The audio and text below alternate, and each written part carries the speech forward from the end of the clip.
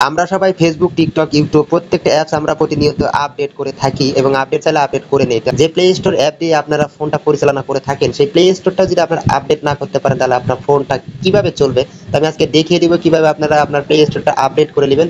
তো আমি সেটা দেখানোর জন্য প্লে স্টোরটা ওপেন করে নেব। ওপেন করে নেওয়ার পর প্রোফাইলের লোগো সেখানে আমরা প্রবেশ করে নেব। ঠিক এভাবে চলে আসবে আপনাদের মাঝে। এখান থেকে আপনারা চলে যাবেন হচ্ছে সেটিংস নামে একটা অপশন, সেই সেটিংস অপশনে আপনারা প্রবেশ করে দিবেন।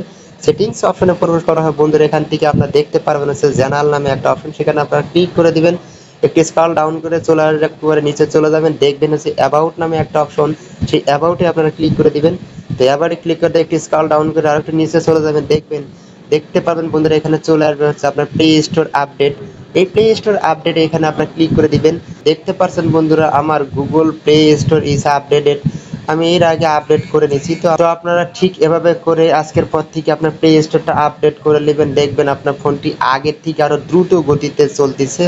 তো আশা করছি আপনারা বুঝতে পারলেন কিভাবে আপনার প্লে স্টোরটা আপডেট করবেন। আজকে আমি আপনাদের দেখিয়ে দিলাম। তো এখনো যারা আমাকে ফলো দেননি, অবশ্যই ফলো দিয়ে পাশে থাকবেন। ধন্যবাদ।